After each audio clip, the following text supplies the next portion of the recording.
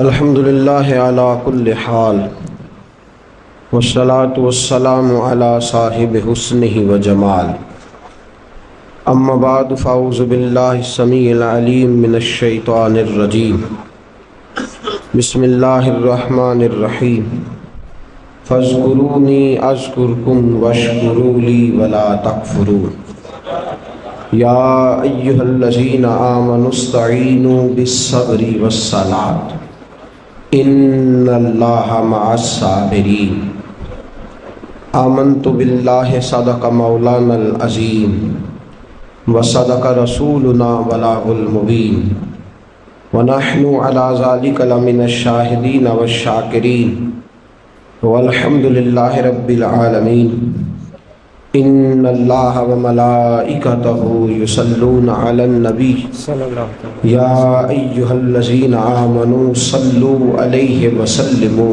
تسلیما الصلاۃ والسلام علیک یا سیدی یا رسول اللہ وعلی آلک واصحابک یا سیدی یا حبیب اللہ الصلاۃ والسلام علیک یا سیدی یا نبی اللہ بآواز بلند پڑھیے درود پاک الصلاۃ والسلام علیک یا سیدی یا رحمت للعالمین وعلی آلک واصحابک یا سیدی یا خاتم النبیین اللہم صلی علی سیدنا و مولانا محمد معدن الجود والکرم وآلہ وصحبہ وبارک وسلم۔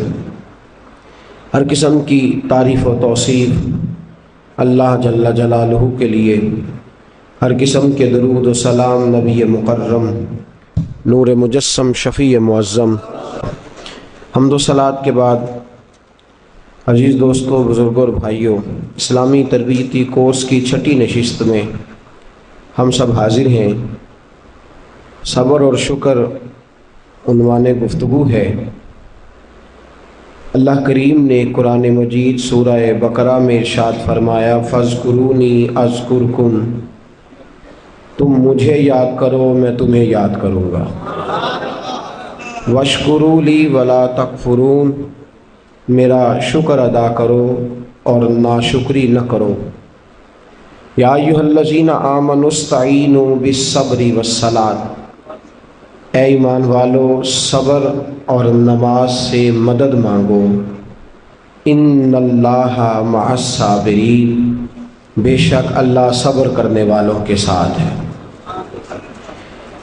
دو آیہ کریمہ اللہ کریم نے پہلی آیہ مقدسہ میں شکر کی بات ارشاد فرمائی، واشکروا لی، میرے لیے شکر کرو، ولا تکفرون، اور کفران نعمت نہ کرو، نعمتیں استعمال کر کے ناشکری نہ کرو۔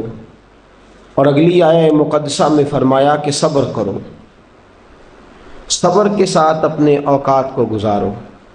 شکر اور صبر دونوں لازم و ملزوم ہیں۔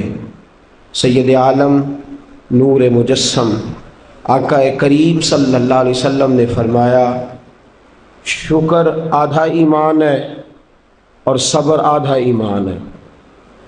نصف ایمان شکر ہے، نصف ایمان صبر ہے۔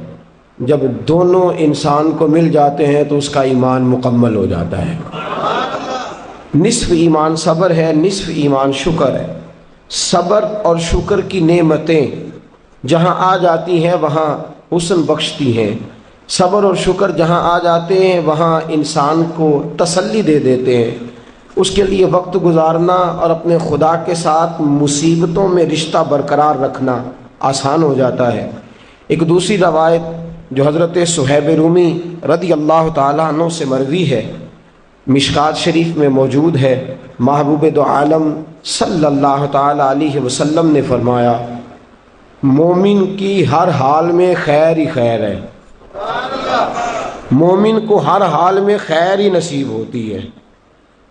اگر نعمت ملے تو شکر کر کے ثواب لے لیتا ہے، نہ ملے تو صبر کر کے ثواب لے لیتا ہے۔ ہر حال میں اس کے لیے خیر ہی خیر ہے، اجر ہی اجر ہے۔ اگر اس کو نعمت میسر آ گئی، اللہ کا احسان ہو گیا تو شکر کیا، جب شکر کیا تو بھی ثواب لے لیا، اگر نہ ملی تو صبر کیا اور صبر کر کے بھی ثواب لے لیا، تو ہر حال میں مومن کے لیے خیر ہی خیر ہے۔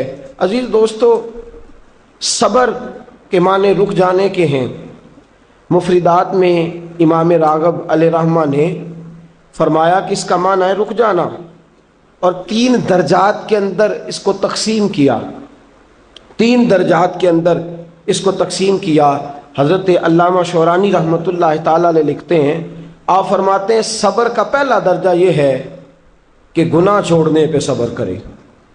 ہمارے نزدیک صبر صرف اتنی بات ہے کہ مصیبت آئی تو صبر کرنا، حالانکہ یہ صبر کا سب سے چھوٹا درجہ ہے۔ مصیبت پہ صبر کرنا تیسرے درجے کا صبر ہے۔ سب سے پہلا صبر یہ ہے کہ گناہ چھوڑ دے، شہوت چھوڑ دے، رزق حرام سامنے موجود ہو چھوڑ دے، بری نظر کرنے کے مواقع موجود ہوں لیکن اللہ سے ڈر جائے، گناہ کرنے کا موقع میسر آئے لیکن باز آ جائے، صبر کر جائے، نفسانی خواہشات بھی ہوں، نفس چاہتا بھی ہو، طاقتیں بھی موجود ہوں، پھر بھی رک جائے، تو یہ صبر کا سب سے پہلا درجہ ہے۔ پہلا درجہ ہے گناہ چھوڑنا، اور صبر کا دوسرا درجہ ہے نیکی کرنا، نیکی پر استقامت اختیار کرنا۔ سردی کا موسم ہے، بستر گرم ہے، اٹھیں گے تو بستر چھوڑنا پڑے گا، وضو کریں گے تو ٹھنڈ لگے گی، مسجد جائیں گے تو ٹھنڈی ہوا چھوئے گی۔ اب بڑا مشکل ہے مسجد جانا، لیکن اس نے صبر کیا، بستر چھوڑ دیا، وضو کر لیا، مسجد چلا گیا، تو یہ نیکی پر اس نے صبر کیا۔ بڑا مشکل کام ہے، رمضان کا مہینہ ہو، سحری کی ہو، نیند بڑی آ رہی ہو، پنکھا چل رہا ہو، بستر بچھا ہو، لیکن چھوڑ چھاڑ کے حسین مہرج حال درس سننے چلے آنا، نیکی پر صبر کرنا اور استقامت کے ساتھ صبر کرنا، گرمی کے موسم میں بیٹھ کر کے خدا رسول کی رضا کے لیے آنا، تو نیکی کے کاموں پر صبر کرنا، یہ دوسرے درجے کا صبر ہے۔ اور اللہ نے کوئی مصیبت ڈال دی، 2 قسم کے مصائب آتے ہیں انسانوں پر۔ ایک، کبھی ہم سے خطا ہو جاتی ہے، اور رب فرماتا ہے وَمَا أَصَابَكُم مِّن مُّصِيبَةٍ فَبِمَا كَسَبَتْ أَيْدِيكُمْ، تم پر جو مصیبتیں آتی ہیں وہ اس لیے آتی ہیں کہ میں تمہارے گناہوں کی کوئی چھوٹی موٹی سزا دنیا میں ہی دے کے تمہیں آخرت کی سزا سے بچا لیتا ہوں، کوئی چھوٹی موٹی مشکل دنیا میں ڈال کے۔ وَمَا أَصَابَكُم مِّن مُّصِيبَةٍ فَبِمَا كَسَبَتْ أَيْدِيكُمْ، فرمایا تم پر جو مصیبتیں آتی ہیں وہ تمہارے اپنے ہاتھوں کی وجہ سے آتی ہیں، تمہارے ہاتھوں کے کسب کی وجہ سے آتی ہیں۔ وَيَعْفُو عَنْ كَثِيرٍ، اور بہت سارے گناہ تو میں ویسے ہی معاف فرما دیتا ہوں، سب پر تو سزا دیتا ہی نہیں، کچھ تمہارے گناہوں پر سزا دیتا ہوں۔ مصیبت آتی ہے، ایک انسان پر مصیبت وہ آتی ہے جو اس کی غلطیوں کی وجہ سے آتی ہے، اور ایک مصیبت وہ آتی ہے جب اللہ اسے آزمانا چاہتا ہے۔ وَلَنَبْلُوَنَّكُمْ بِشَيْءٍ مِّنَ الْخَوْفِ وَالْجُوعِ وَنَقْصٍ مِّنَ الْأَمْوَالِ وَالْأَنفُسِ وَالثَّمَرَاتِ وَبَشِّرِ الصَّابِرِينَ، فرمایا میں ضرور تمہیں آزماؤں گا، میں ضرور تمہیں آزماؤں گا، خوف دے کر، جانوں مالوں پھلوں کی کمی دے کر، اور اگر تم نے صبر کیا تو میرے محبوب انہیں جنت کی اور میری رحمت کی خوشخبری سنا دیجئے۔ 2 قسم کی مصیبتیں آتی ہیں، ایک مصیبت وہ ہوتی ہے جو انسان کے اپنے گناہوں کی وجہ سے، اس کی اپنی غلطیوں کی وجہ سے، اس کی اپنی کوتاہیوں کی وجہ سے آتی ہے، اور ایک میرے دوستو وہ مصیبت ہوتی ہے جو اللہ کی طرف سے آزمائش بن کے آتی ہے۔ ہم گناہگاروں پر جو مصیبت ہوتی ہے وہ اللہ تبارک و تعالیٰ کی طرف سے بعض اوقات ہماری خطاؤں کی سزا ہوتی ہے، اور اگر کوئی نیک بیمار پڑ جائے تو اس کی اللہ آزمائش فرما رہا ہوتا ہے، اس کی اللہ آزمائش کرتا ہے، اللہ تبارک و تعالیٰ اس پر فضل فرماتا ہے، اس کی آزمائش کرتا ہے۔ پھر ان مصیبتوں پر جو شخص صبر کرے، اپنے آپ کو روکے، جزا و فضا سے روکے، آہذاری سے روکے، شکوے شکایت سے روکے، رب فرماتا ہے اگر میری رضا پہ راضی ہو گیا تو ان اللہ مع الصابرین، باقی نیکیوں پر میں ثواب دیتا ہوں، اور جو کوئی صبر کرتا ہے رب فرماتا ہے میں اس کا بن جایا کرتا ہوں، صبر کرنے والوں کے ساتھ ہو جاتا ہوں، صبر کرنے والے کی معیت میں ہو جاتا ہوں، صبر کرنے والے کو اپنا قرب عطا فرما دیتا ہوں۔ تو صبر کرنا صبر کا معنی کیا ہے؟ ایک ہے بیٹا فوت ہوا، 10 دن جم کے روئے، چلائے چیخے، بڑا کچھ کیا، اور 10 دن کے بعد کسی نے پوچھا کیا حال ہے؟ جی صبر آ گیا۔ یہ صبر نہیں ہے، یہ صبر نہیں آیا، یہ زخم صحیح ہو گیا ہے، اب آہستہ آہستہ زخم بھرنے لگا ہے۔ یہ صبر نہیں، وقت ایک مرہم ہے، اب تو مرہم آ گیا ہے تیرے زخموں پر، یہ صبر نہیں۔ صبر کیا ہے؟ صبر یہ ہے کہ عین اس وقت جب مصیبت آئی، عین اس لمحے جب پتا چلا کہ جوان بیٹا آنکھوں کے سامنے دم توڑ گیا ہے، اس نے کہا انا للہ و انا الیہ راجعون، یہ اللہ کی طرف سے تھا، اللہ ہی کی طرف رجوع کر گیا۔ عین مصیبت کے وقت سید عالم صلی اللہ علیہ وسلم نے فرمایا، روایت مشکات میں موجود ہے، دیگر کتب احادیث میں موجود ہے، فرمایا انما صبرہم عند الصدمۃ الاولی، فرمایا صبر یہ ہے کہ عین صدمے کے وقت جس نے صبر کیا، عین صدمے کے وقت، عین مصیبت کے وقت، عین اس وقت جب اس پر دکھ کا پہاڑ آیا، عین اس وقت جس نے صبر کیا، وہ اصل صابر ہے۔ حضرت ایوب علیہ السلام، توجہ ہے آپ کی میری بات پہ؟ نیند آ رہی ہے کہ چھا رہی ہے؟ آ رہی ہے کہ چھا رہی ہے؟ مجھے کل ایک ساتھی نے بتایا، کہنے لگے آپ مجھے بار بار جگاتے ہیں، مجھ پہ نیند آتی نہیں، مجھ پر چھائی جاتی ہے، تو آپ جگاتے ہیں تو میں کوشش بڑی کرتا ہوں پر چھائی ہوتی ہے، اگر میں ادھر سے جاگتا ہوں تو اس طرف سے آ جاتی ہے، ادھر جاگتا ہوں تو پیچھے سے آ جاتی ہے، تو بنیادی طور پہ آئی نہیں ہوتی، میرے اوپر چھائی ہوتی ہے۔ تو میرا خیال ہے وہ ایک آدمی کی بات ہے، اب آپ سارے نا یہ پروگرام بنا لیجئے گا، اور کل آپ بھی یہی مسئلہ بتانا شروع کر دیں کہ یہ آ نہیں رہی ہے، چھا رہی ہے، یہ صرف اس ایک دوست کے ساتھ مخصوص بات۔ حضرت ایوب علیہ السلام اللہ کے نبی ہیں، 18 سال جناب ایوب علیہ السلام کو اللہ نے صحت عطا فرمائی، تندرستی عطا فرمائی، اونٹ اتنے تھے کہ گنے نہیں جاتے تھے، گائیں اتنی تھی کہ شمار نہیں کی جاتی تھی، بکریاں اتنی تھیں کہ شاید کوئی ایسی حویلی موجود نہ ہو جہاں ان کو سنبھالا جا سکے۔ فرشتے کہنے لگے مولا تو کہتا ہے تیرا یار ہے، اور وہ تو مال کے اندر لگا ہوا ہے، وہ تو اعلیٰ قسم کے مکانات میں، جائیدادوں میں، 7 بیٹے ہیں اور جوان بیٹے ہیں، وہ تو ہر وقت بچوں سے پیار کرتا رہتا ہے، تو کہتا میرا یار ہے۔ اللہ نے فرمایا وہ میرا یار ہے، میں دلوں کے بھید جانتا ہوں، تم کہتے ہو تو آزمائش کر لیتے ہیں، یاری تیری سونا پر ازمائشاں تیریاں اگ، اے سونا پرکھیا جامدائی پہلو نال لگاں دے لگ، آزمائش کر لیتے ہیں۔ آزمائش، حضرت ایوب علیہ السلام کی فصلوں کو آگ لگ گئی، فصلیں ساری اجڑ گئیں، جانوروں کو بیماری آئی تو ایک ہی دن میں سارے اونٹ مر گئے، 2 دن گزرے تو ساری گائیں ساری مر گئیں، بکریاں بھی ایک بیماری کا شکار ہو گئیں۔ جناب ایوب اور آپ کی زوجہ گھر سے باہر نکلے تو زلزلہ آیا، ایک ہی دن میں 7 بیٹے،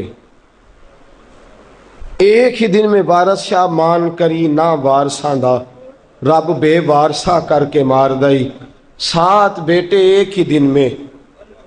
ابھی صدمہ سر پہ تھا کہ رب نے بیمار کر دیا، پورے وجود پر پھنسیاں، پھوڑے، تکلیفیں۔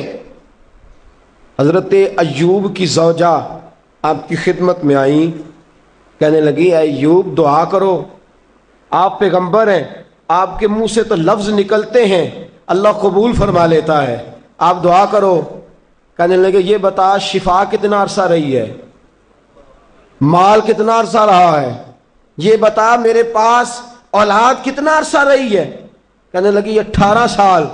کہنے لگے 18 سال اس کا فضل، کرم، احسان رہا ہے، اب ذرا مجھے 18 سال تکلیف میں رہ لینے دے، پھر دعا بھی کر لوں گا، پہلے مجھے 18 سال گزار لینے دے نا، جتنا وقت اس نے مجھے آسانی میں دیا ہے اتنا ذرا تکلیف تو بھئی، سکھ آئے تو خوشی خوشی، کیا بات ہے کیا بات ہے کیا بات ہے، دکھ آئے تو شکوہ شروع کر دیا، صبر ہی نہیں کیا، ٹھہرا ہی نہیں، کہا مجھے 18 سال ذرا گزار لینے دے، اس کے بعد دعا کر لوں گا۔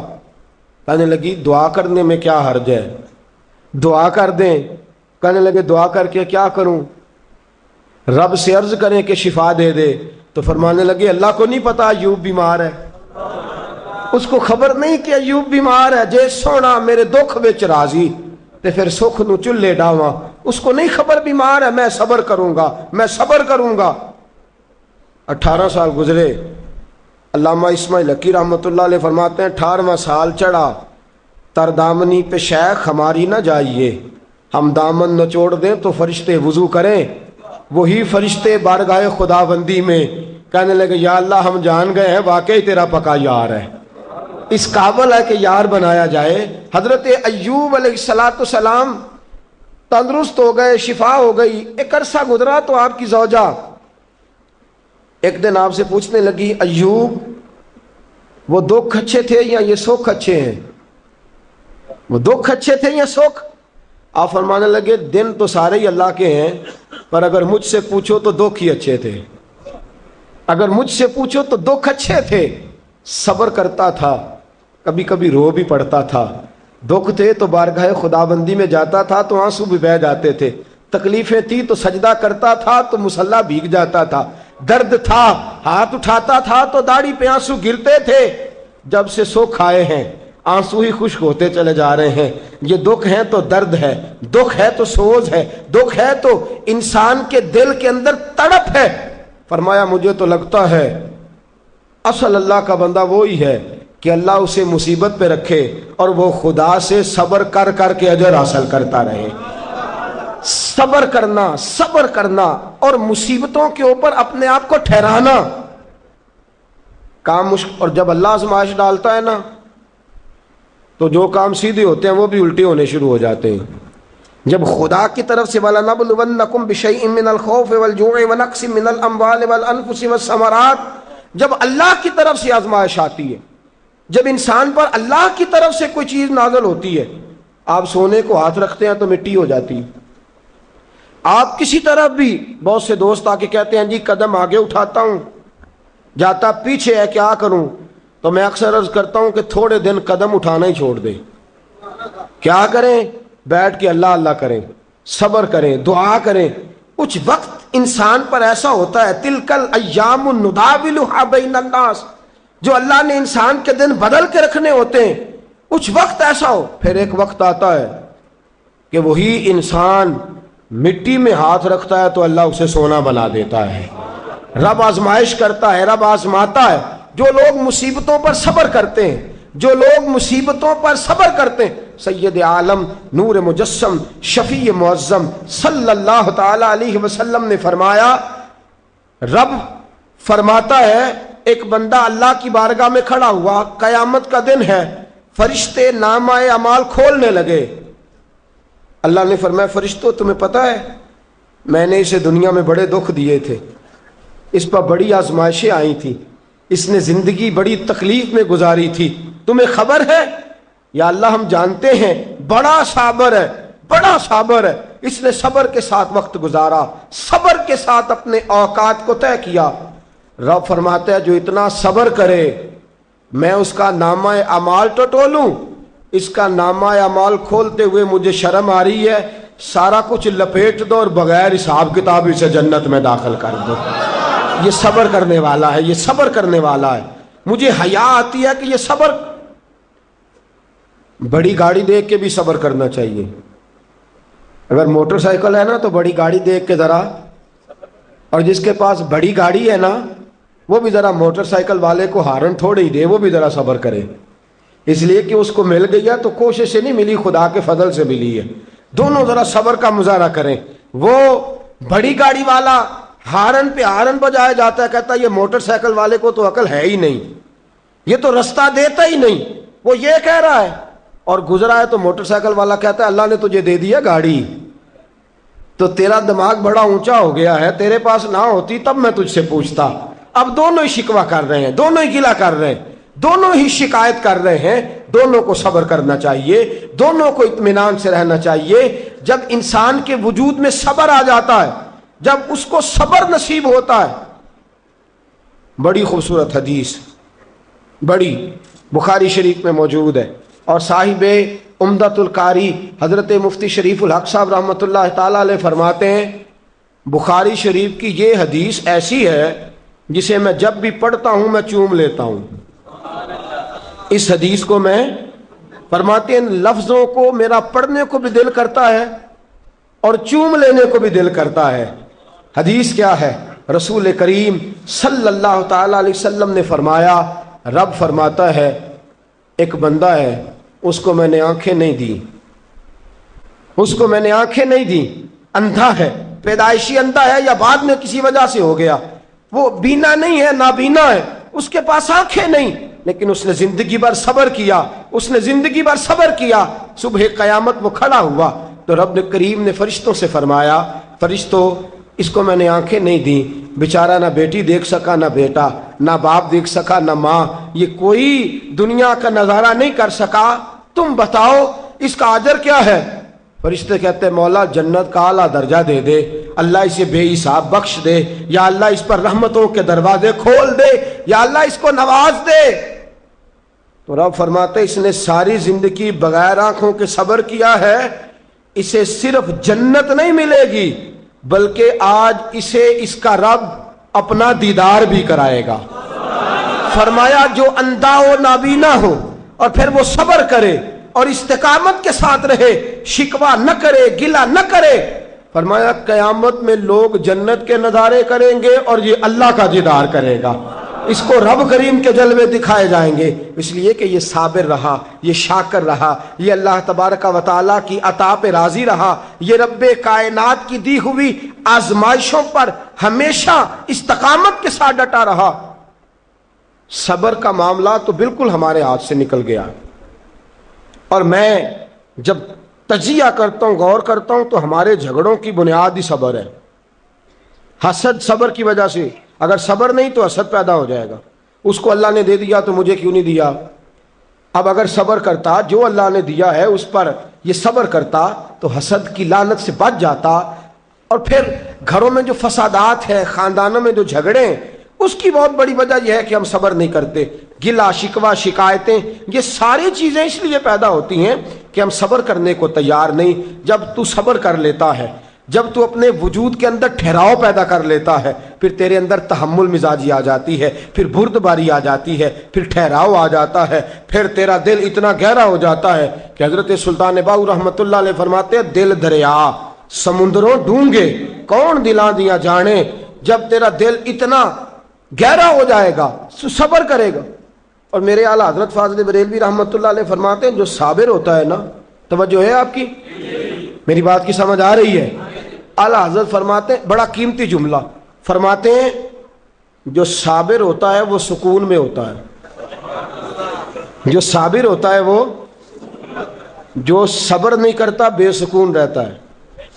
اگر صابر ہے نا، تھوڑی غذا پہ تھوڑی روٹی، اگر صابر ہے صبر کرتا ہے تو پھر شیخ سعدی رحمۃ اللہ تعالی علیہ کے پاس ایک شخص آیا، کہنے لگا حضرت جی دیکھیں نا میرے پاس اتنے بھی پیسے نہیں کہ میں جوتے لے سکوں، اتنے بھی پیسے کوئی نہیں جوتے لے سکوں۔ فرمایا صبر کر اللہ دے گا۔ کہنے لگا جی صبر ہی کیا ساری عمر، اس نے جوتے لینے کے برابر بھی پیسے نہیں دیے، ننگے پاؤں پھر رہا ہوں۔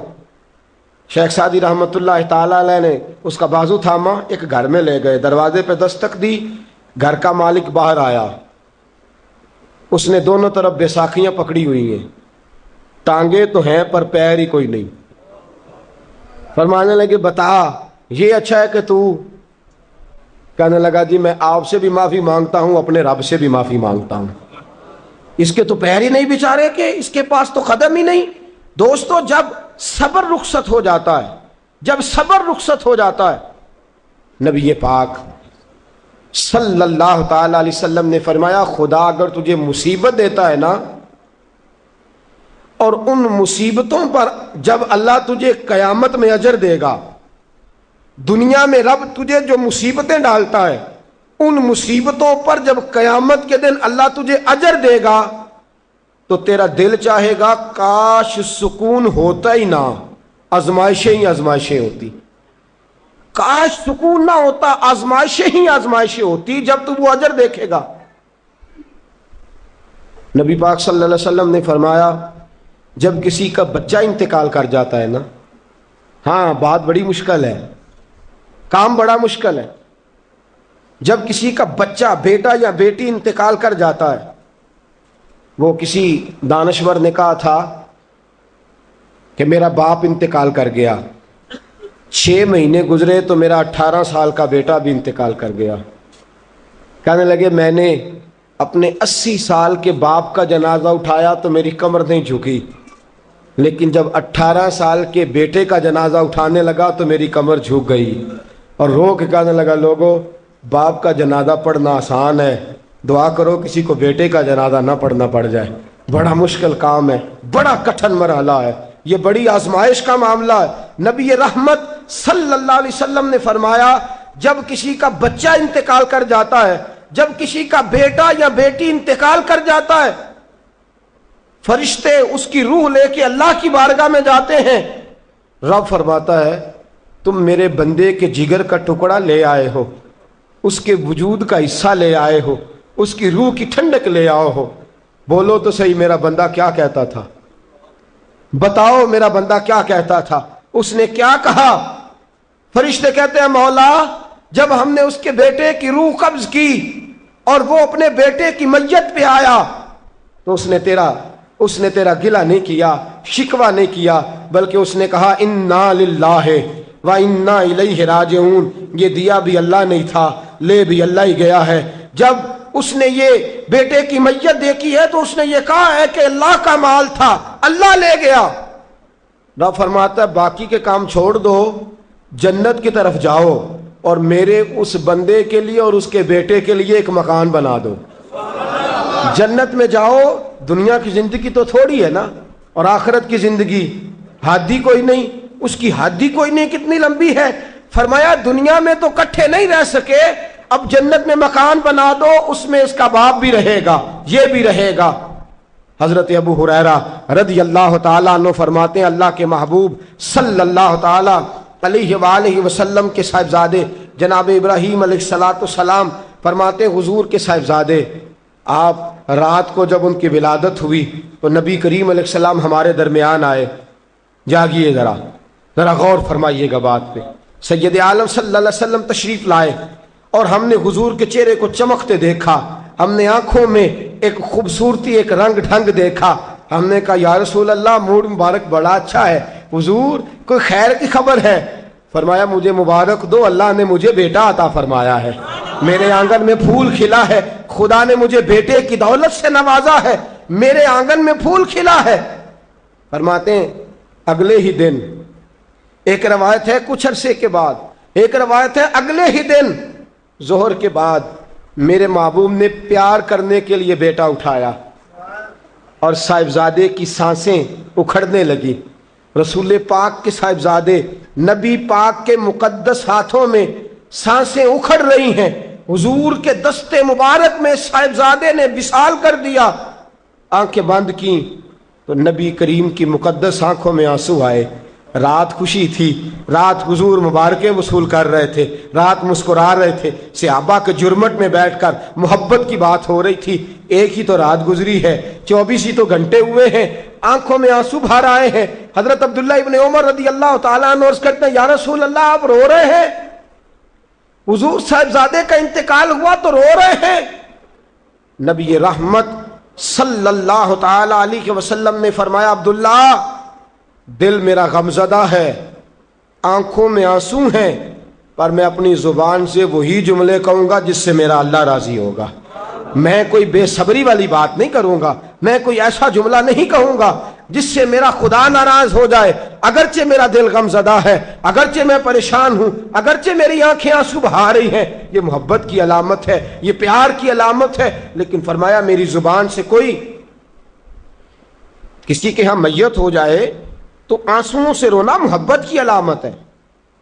اگر آنسو آتے ہیں نا تو یہ تو محبت ہے۔ حضرت عثمان بن مظعون رضی اللہ تعالیٰ عنہ کا وصال ہوا تو اللہ کے محبوب کی آنکھوں میں آنسو آئے۔ سیدہ عائشہ صدیقہ رضی اللہ تعالیٰ عنہ نے کہا یا رسول اللہ آپ روتے ہیں؟ فرمایا یہ آنسو محبت کی علامت ہے۔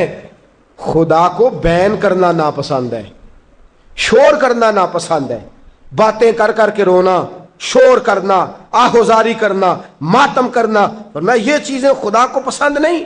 شور کرنا، بالخصوص خواتین اس بات پہ ضرور توجہ کریں، اس کی باتوں کا تذکرہ کر کر کے رونا، اونچی اونچی آواز میں بیان کرنا اور بار بار تڑپ تڑپ کے کہنا کیا بنے گا، کہاں جائیں گے، کیسے گزر اوقات کریں گے، یہ جملے کہنا اللہ کے رسول کو اتنا ناپسند ہے، اتنا ناپسند ہے کہ نبی پاک صلی اللہ علیہ وسلم نے فرمایا جو عورت میت پر بیان کرتی ہے یا جو شخص ماتم کرتا ہے، فرمایا وہ تو میری امت میں ہی شامل نہیں ہے، فرمایا میں تو اس کو شامل ہی نہیں سمجھتا، لیس منی، وہ ہم میں سے نہیں ہے۔ صبر کرے، ٹھہر جائے، اللہ کی رضا پہ راضی ہو جائے، قضاء پہ راضی ہو جائے، جھک جائے خدا نے۔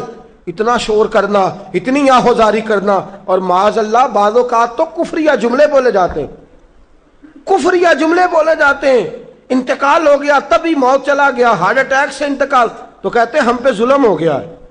معاذ اللہ، آپ اللہ کو ظالم کہہ رہے ہیں، خدا کو ظالم کہہ کے کفر اکٹھا کر رہے ہیں، کفریہ فکرے بولے جاتے ہیں۔ معاذ اللہ تعالیٰ ثم معاذ اللہ، ایسی باتیں کی جاتی ہیں جو شریعت اسلامیہ میں سخت سزا کی مستحق ہیں۔ صبر کرنا، حوصلہ کرنا، آنسوؤں سے رونا، اپنے دل کے اندر محبت رکھنا، لیکن کبھی بھی کسی موقع پر بھی اپنی زبان سے گلہ کرنا، شکوہ کرنا، شکایت کرنا، کسی بابت کوئی بات بھی کرنا، دوستو یہ شریعت اسلامیہ میں جائز نہیں۔ صبر کریں، صبر کا پہاڑ بن جائیں۔ ان اللہ مع الصابرین، اللہ صبر کرنے والوں کے ساتھ ہے، اللہ صبر کرنے والوں کو جزا دیتا ہے۔ اور حضور نے فرمایا جب بھی تم پہ کوئی مصیبت آئے، الذین اذا اصابتہم مصیبہ قالوا انا للہ و انا الیہ راجعون، جب بھی کوئی مصیبت آئے پڑھا کرو انا للہ و انا، صرف فوتگی کے وقت نہیں، جب بھی کوئی مصیبت آئے کیا پڑھنا ہے؟ انا للہ و انا الیہ۔ اور یاد رکھیے مصیبتیں اللہ کے پیاروں پر آتی ہیں۔ 500 سال فرعون نے دعویٰ خدائی کیا ہے معاذ اللہ، 300 سال فرعون کا حال یہ تھا کہ ننگے پاؤں کانٹوں پہ چلتا تھا اور اس کے پیر میں کانٹا بھی نہیں چبھتا تھا۔ فرشتے کہتے ہیں یا اللہ یہ کیا ہے؟ وہ تو اور ڈٹ جائے گا کہ میں خدا ہوں۔ فرمایا مہلت دے رہا ہوں۔ جو بیمار ہوتے ہیں وہ اللہ کے فرما بردار ہوتے ہیں، ان کو تو ساتھ ساتھ تھوڑی تھوڑی تکلیف دے کے اللہ معاف کرتا رہتا ہے، ورنہ ڈھیل دیتا۔ ایک صحابی ہیں، طبقات ابن سعد میں روایت ہے، ایک صحابی اپنی بیوی سے کہتے ہیں پانی لاؤ، رات کا وقت ہے، آنکھ کھلی تو کہتے ہیں اٹھ پانی لا، بیوی پیالے میں پانی لائی، سو گئے، آنکھ لگ گئی۔ فرما بردار بیوی ساری رات پانی لے کے کھڑی رہی، ساری رات۔ کبھی سنتے تھے ہم بھی بزرگوں سے کہ بیویاں ایسا کرتی ہیں، کبھی سنا کرتے تھے، وہ شوہر بھی بڑے تقوی اور طہارت والے ہوتے تھے تو بیویاں بھی بڑی فرما بردار ہوتی ہیں کہ ساری رات بیوی پانی کا پیالہ لے کے کھڑی ہے۔ صبح آنکھ کھلی تو اپنی بیوی سے کہنے لگے کیا بات ہے تیری، مانگ تو کیا مانگتی ہے، آج تو جیسے کہے گی میں ویسے کر دوں گا۔ ساری رات تو کھڑی رہی، بول جس طرح تو کہے گی۔ بیوی نے عجیب ہی بات کر دی، کہنے لگی آپ اس طرح کریں مجھے طلاق دے دیں۔ اب بات کر بیٹھے تھے کہ تو جیسے کہے گی، اور صحابہ سچاؤں لوگوں کی جماعت ہے، سچائیاں ان پہ ناز کرتی ہیں، تیرا وعدہ ہے کہ تو جیسے میں کہوں گا ویسے، جیسے میں کہوں گی تو کر دے گا، مجھے طلاق دے دے۔ شوہر بڑا پریشان ہوا، میں نے وعدہ کر لیا تھا جیسے تو کہے گی، اب تو کہتے ہیں طلاق دے دے، یہ کیسے ممکن ہے؟ اتنی فرما بردار بیوی، اتنی اچھی بیوی دوبارہ میسر آنا مجھے ناممکن نظر آتا ہے، میں کیسے طلاق دے دوں؟ وعدہ بھی ہے، بات بھی کر لی ہے، اب تیرا مطالبہ بھی ہے، کیا کروں؟ بڑے پریشان ہو گئے۔ جب کسی طور بھی بات ہے نا مشکل مرحلہ، بات مشکل ہے نا، جیسے تو کہے گا، کہے گی میں ویسے، بندہ دعویٰ وہ کرے جو اس سے ہو جائے گی بات، جو دعویٰ کر۔ اچھا کچھ دوست آ کے کہتے ہیں جی کوئی حکم، کہتے ہیں نا، تو اگر ان کو یہ حکم دے دیا جائے کہ چھت پہ کھڑے ہو جاؤ ساری رات نماز پڑھو تو کیسا؟ مشکل ہے نا۔ تو بندہ یہ کیوں نہ کہے کہ جناب آپ حکم کریں، اگر میری پہنچ میں ہوگا تو میں اس پہ عمل کروں گا۔ اور پھر اگر حکم سنایا جائے نا، میں تو کبھی کبھی جو دوست قسم کے میرے تعلق والے لوگ ہیں وہ کہتے ہیں نا کوئی حکم، تو میں کہتا ہوں پہلے پکی بات کرو، پورا کرو گے نا؟ ایسے نہیں حکم کرا لینا چاہیے، پہلے پکی بات کرو، کر لو گے جناب کوئی حکم کسی قسم کا۔ حالانکہ ایسا ہو سکتا، یہاں تو بندہ اچھا صحابی کہہ بیٹھے جیسے تو کہے گی کرنے لگی طلاق دے دیں۔ بڑے پریشان ہوئے، کہنے لگے ایک موقع دیتی ہے، صبح چلیں گے حضور کی بارگاہ میں اور ہم دونوں اپنا مسئلہ پیش کریں گے، پھر جیسے اللہ کے نبی فرمائیں گے ویسے کر لیں گے۔ چلو ٹھیک ہے، اس پہ بات ختم ہوئی، سو گئے۔ صبح اٹھے، گھر ذرا دور تھا، دونوں میاں بیوی آ رہے ہیں مسجد نبوی کی طرف۔ رستے میں بیوی شوہر کو ٹھوکر لگی اور اتنا سخت گرے، ایک زخم پیر پہ، ایک ہاتھ پہ، ایک سر پہ، خون بہنے لگا۔ بیوی کہنے لگی اٹھیے اور گھر چلیے، مجھے طلاق نہیں چاہیے۔ اٹھے، گھر چلیں، میں آپ کی مرہم پٹی کرتی ہوں، گھر چلتے ہیں، مجھے نہیں طلاق چاہیے۔ کہنے لگے بھائی تیری عجیب منطق ہے، ساری رات میں سو نہیں سکا، پریشان رہا، صبح سے بھی آج پریشان رہا، میرا اتنا وقت بے چینی، پہلے طلاق چاہیے اب نہیں چاہیے، ماجرا کیا ہے؟ کہنے لگی اصل بات یہ ہے کہ میں نے اپنے رسول پاک صلی اللہ علیہ وسلم کی حدیث سنی، حضور نے فرمایا جس سے اللہ پیار کرتا ہے اسے مشکل میں ڈال دیتا ہے، اس پر کچھ مصیبتیں آ جاتی ہیں جس سے اللہ محبت کرتا ہے۔ تو میں جب سے تیرے گھر آئی تھی میں نے کوئی مصیبت نہیں دیکھی تھی، تو میں سمجھنے لگی تھی کہ اللہ تجھ سے پیار نہیں کرتا، لیکن آج تجھے چوٹ لگ گئی ہے، تجھ پر کچھ تھوڑی مشکل آئی ہے، تو مجھے سمجھ آئی ہے کہ نہیں اللہ تجھ سے پیار کرتا ہے، لہذا میں تجھ سے طلاق نہیں رہوں گی، تیرے گھر کے اندر ہی وقت گزاروں گی۔ آپ اندازہ فرمائیے کہ یہ مصیبت آنا اور صبر کرنا کتنی اعلیٰ بات ہے، کہ صحابہ ڈھونڈ رہے ہیں، تلاش کر رہے ہیں کہ جس پر مصیبت آ نہیں رہی وہ تو بڑا عجیب آدمی ہے، جس پر مشکل آ نہیں رہی وہ تو بڑا جو ہے وہ اللہ تبارک و تعالیٰ کا کہیں نافرمان نہ ہو۔ حضرت ام سلمہ رضی اللہ تعالیٰ عنہ فرماتی ہیں میرے شوہر حضرت ابو سلمہ رضی اللہ تعالیٰ عنہ بڑے شفیق، بڑے مہربان، بڑی اچھی طبیعت والے، بڑا پیار کرنے والے، خیال رکھنے والے، فرماتے میں سمجھتی تھی مدینے کی سب سے سکھی عورت میں ہوں۔ ان کا طریقہ یہ تھا کہ مسجد سے جب واپس آتے نا تو جو نبی کریم صلی اللہ علیہ وسلم سے سن کے آتے آ کے مجھے بھی سناتے، جو سن کے آتے آ کے مجھے بھی۔ اچھا ترقی مل جائے اگر تو گھر جا کے ہم بتاتے ہیں کہ نہیں جی؟ ہاں ایک بات کئی دفعہ نہیں بتاتے، اگر تنخواہ بڑھ جائے تو اس میں کئی دفعہ کوتاہی کرتے ہیں، وہ نہیں بتاتے گھر اس لیے کہ ہمیں پتہ ہے اگر ہم نے تنخواہ بڑھانے کا بتایا تو ادھر سے خرچہ بھی بڑھ جائے گا، لہذا یہ کبھی کبھی ہم کوتاہی کرتے ہیں، لیکن بہرحال اپنی ترقی ضرور بتا دیتے ہیں کہ میری ترقی ہو گئی ہے، یہ اتنا ضرور ہم بتا دیتے۔ اچھا یہ ساری باتیں اگر ہم بتاتے ہیں اور پھر اور بھی کئی قصے گھر جا کے سناتے ہیں، آج دفتر میں یہ شغل ہو گیا، یہ بات ہو گئی، سناتے ہیں بات، اور یہ بری بات بھی نہیں ہے، گھر والوں کے ساتھ جا کے خوش طبی کرنا اور گھر کے اندر کا ماحول خوشگوار رکھنا یہ حضور علیہ السلام کی سنت ہے۔ لیکن یہ جو ہم حدیث سنتے ہیں، فرمان سنتے ہیں، قرآن و سنت کی بات سنتے ہیں، یہ بھی ہمیں گھر جا کے سنانی چاہیے۔ صحابہ جو سن کے آتے تھے گھر جا کے یہ کام بھی کرنا چاہیے، یہ بھی صحابہ کی سنت۔ نبی پاک صلی اللہ تعالی علیہ وسلم کے صحابی حضرت ابو سلمہ رضی اللہ تعالیٰ عنہ کی عادت ہے گھر جاتے اور جو حضور سے سنا گھر جا کے سناتے، آ جائے تو حضرت ام سلمہ رضی اللہ تعالیٰ عنہ فرماتی ہیں، آگے کہنے لگے آج میں نے بڑی پیاری حدیث حضور سے سنی ہے، تو بھی یاد کر لے۔ کہا وہ کون سی؟ کہا اللہ کے رسول صلی اللہ علیہ وسلم نے فرمایا جس پر کوئی مصیبت آئے اور وہ کہے انا للہ وَإِنَّا إِلَيْهِ رَاجِعُونَ، اور پھر یہ دعا مانگے کہ یا اللہ یہ جو تو نے مجھ سے چیز لی ہے مجھے اس کا بہتر نعم البدل عطا فرما۔ اِنَّا للہ پڑھے اور کہے یا اللہ جو دیا ہے اس کا بہتر نعم البدل دے۔ حضور فرماتے ہیں اللہ جو چیز لی ہوگی اس سے بہتر چیز اسے عطا فرما دے گا۔ یہ حدیث گھر جا کے سنائی۔ حضرت ام سلمہ کہتی ہیں میرا چراغ بھی بجھ جاتا تو میں پڑھ دیتی اِنَّا للہ وَإِنَّا إِلَيْهِ رَاجِعُونَ، میں نے وظیفہ پکا لیا، میں اس پہ مکمل طور پر استقامت کے ساتھ عمل کرنے لگی۔ فرماتی ہے مجھ پر ایسی مصیبت آئی جو میرے لیے بڑی مشکل ہو گئی، میرے شوہر حضرت ابو سلمہ انتقال کر گئے۔ فرماتی ہیں میں نے پڑھا انا للہ و انا الیہ راجعون، میں نے کہا یا اللہ مجھے بہتر نعم البدل عطا فرما۔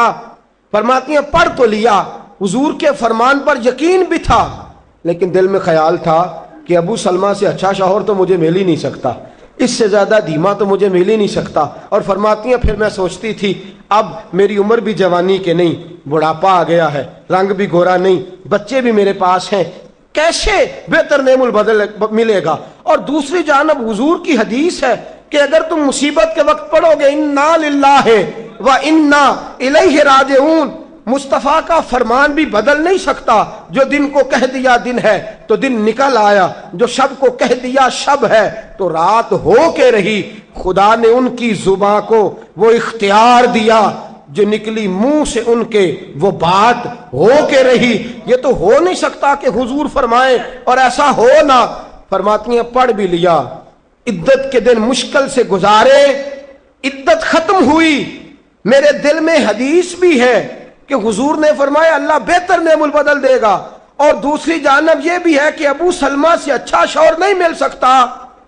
فرماتی ہیں لوگوں حضور کے فرمان پر قربان جاؤں اور مصطفیٰ کریم کی حدیثوں کے نثار جاؤں۔ مجھے تو اس وقت پتا چلا جب اللہ کے رسول نے پیغام بھیجا کہ میں تیرے ساتھ نکاح کرنا چاہتا ہوں، جب اللہ کے رسول نے پیغام بھیج دیا کہ میں نکاح کرنا چاہتا ہوں۔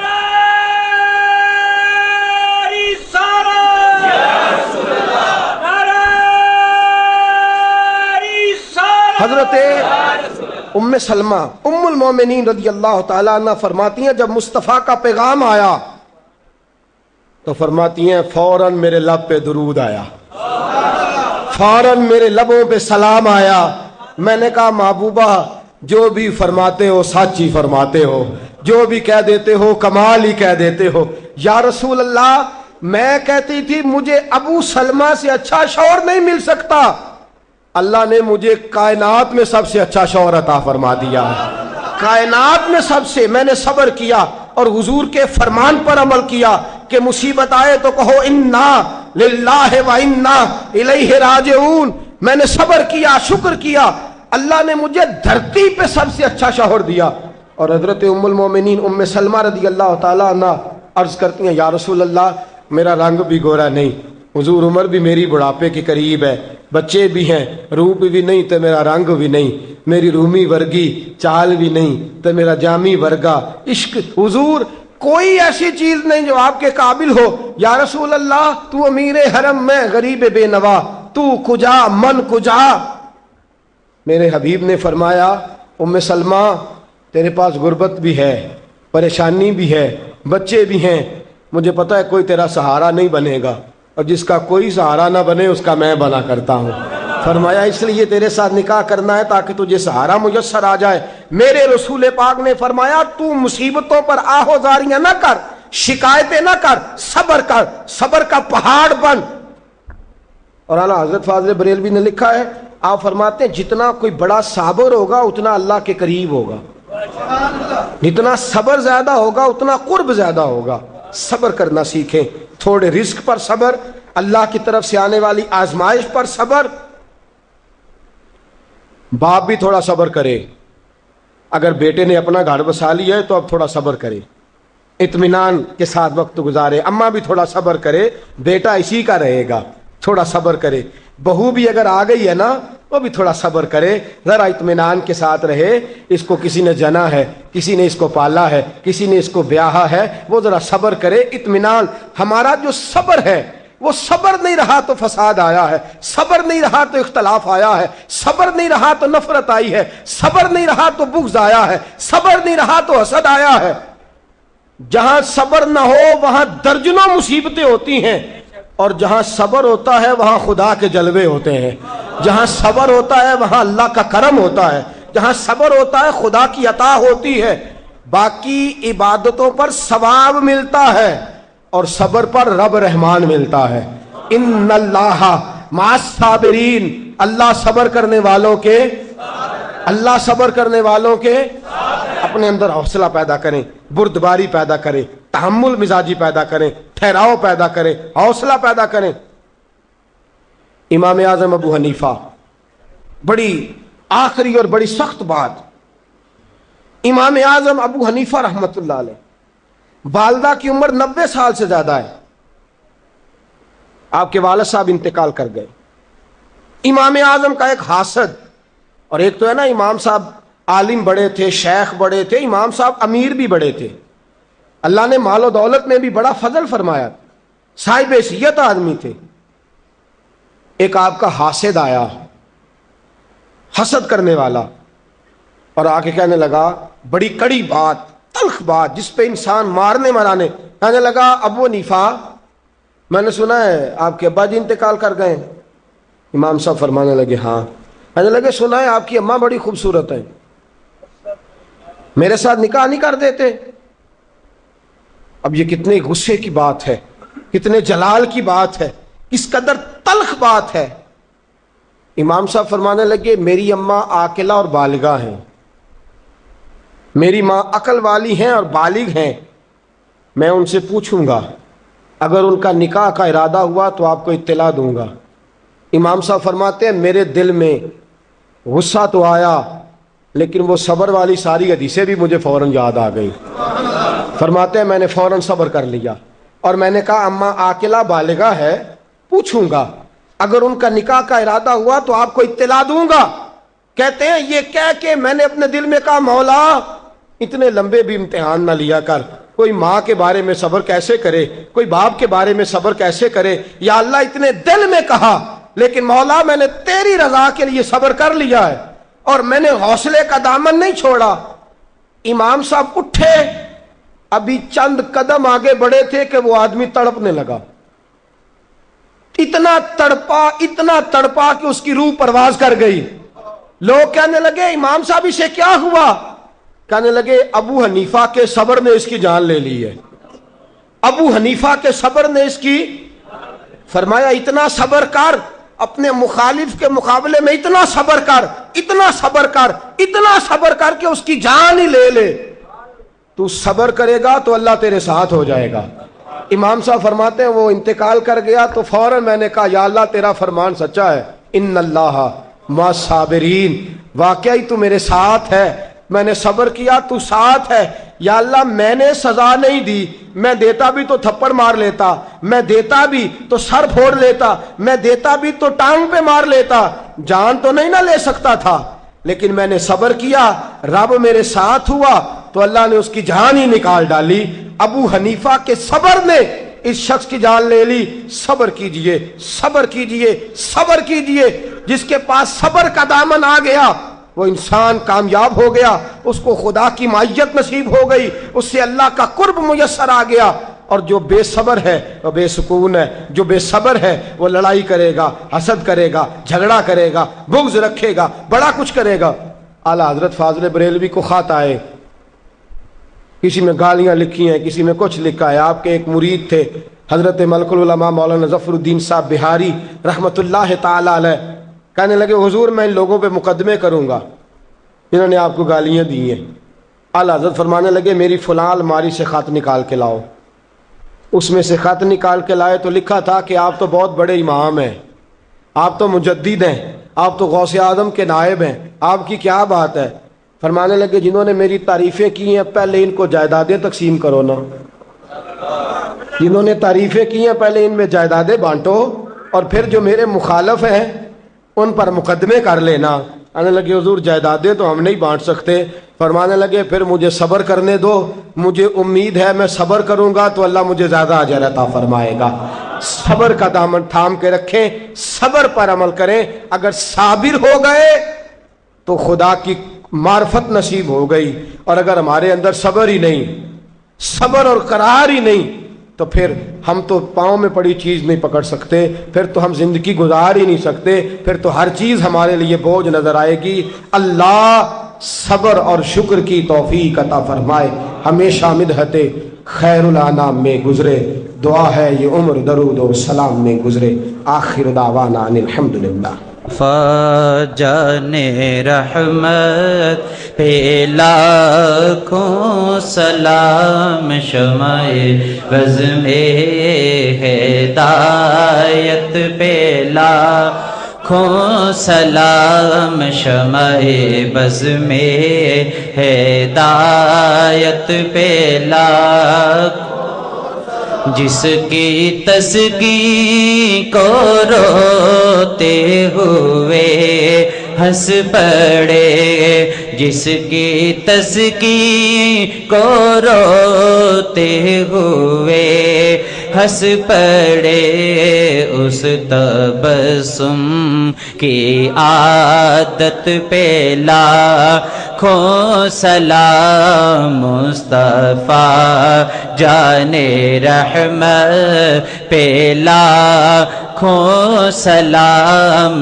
شمع بز میں غریبوں کے آقا پہ بے حد درود ہم غریبوں کے آقا پہ بے حد درود ہم غریبوں کے آقا پہ بے حد درود ہم غریبوں کے آقا پہ بے حد درود ہم غریبوں کے آقا پہ بے حد درود ہم فقیروں کی سرور پہ لاکھوں سلام مصطفیٰ جان رحمت پہ لاکھوں سلام شمع بز میں ہدایت پہ لاکھوں یا رسول اللہ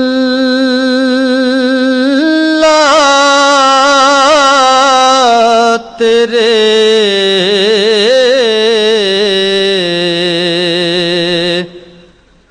در کی فضاؤں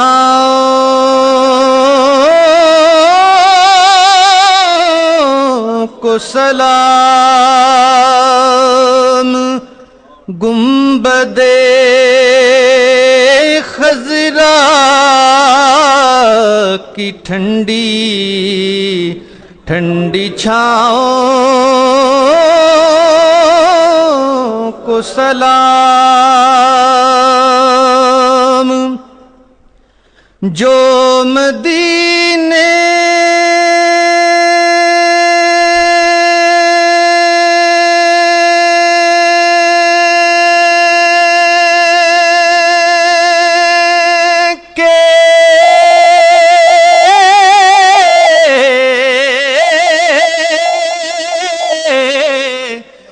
گلی کوچوں میں دیتے ہیں صدا تا قیامت ان فقیروں اور گداؤں کو سلام والہانہ جو طواف